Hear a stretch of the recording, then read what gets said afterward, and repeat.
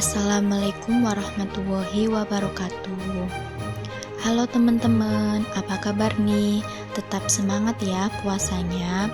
Kami dari kelompok 6 akan mempresentasikan hasil kerja diskusi kami yang beranggotakan 1. Saya sendiri Ratna Yulianti, yang kedua Cahyani Putri Hoirunisa, dan yang ketiga adalah Revina Gita Pramesti.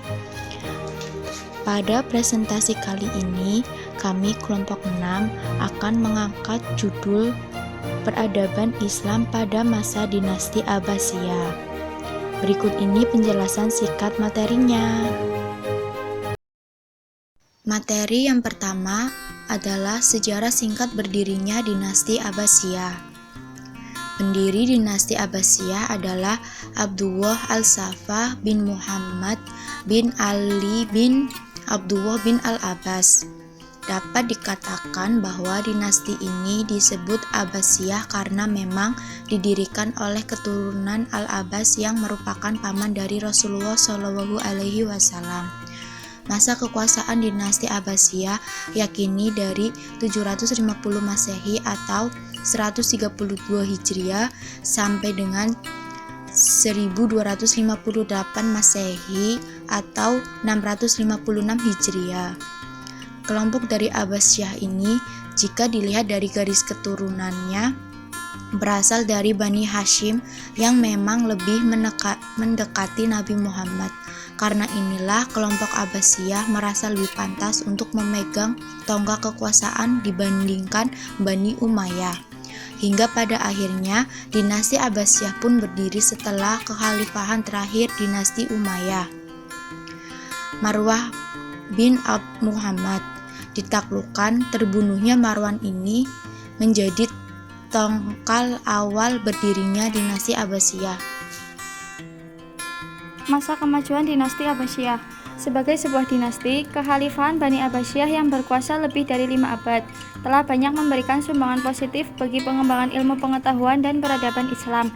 Dari sekitar 37 orang khalifah yang pernah berkuasa, terdapat beberapa orang khalifah yang benar-benar memiliki kepedulian untuk mengembangkan ilmu pengetahuan dan peradaban Islam, serta berbagai bidang lainnya, seperti bidang-bidang sosial dan budaya. Kemajuan pada masa dinasti Abbasiyah antara lain 1. Kemajuan dalam bidang politik dan militer, 2. Kemajuan dalam bidang ilmu pengetahuan, dan 3. Kemajuan dalam ilmu agama Islam. Faktor yang menyebabkan kemunduran dinasti Abbasiyah. A. Faktor internal.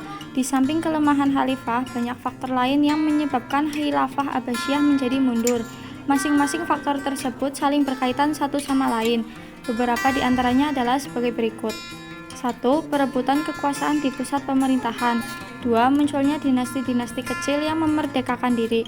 3. Kemerosotan perekonomian. Dan 4. Munculnya aliran-aliran sesat dan fanatisme keagamaan. Yang B. Faktor eksternal. Ada pula faktor-faktor eksternal yang menyebabkan khilafah Abbasiyah lemah dan akhirnya hancur. 1. Perang salib, dan 2. Serangan Mongolia ke negeri muslim dan berakhirnya dinasti Abbasiyah. Akhir kekuasaan dinasti Abbasiyah. Puncak kehancuran kota Baghdad terjadi pada tahun 1258 Masehi. Kehancuran ibu kota mengiringi hilangnya hegemoni Arab dan berakhirnya sejarah kekhalifahan dinasti Abbasiyah.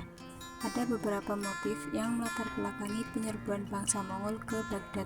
Di antaranya, yang pertama, kekalahan dinasti Khwarizmi dari bangsa Mongol.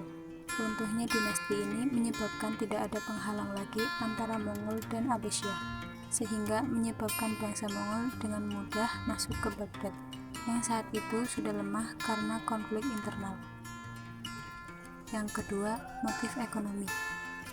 Jika dilihat dari motif ini, invasi Mongol ke dinasti Islam memang pada saat yang tepat, karena di wilayah Islam rakyatnya makmur, berperadaban maju, akan tetapi kekuatan militernya yang lemah. Sekian presentasi dari kelompok kami. Mohon maaf apabila ada kesalahan tutur kata atau kalimat. Akhir kata, wabillahi taufiq wal hidayah. Wassalamualaikum warahmatullahi wabarakatuh.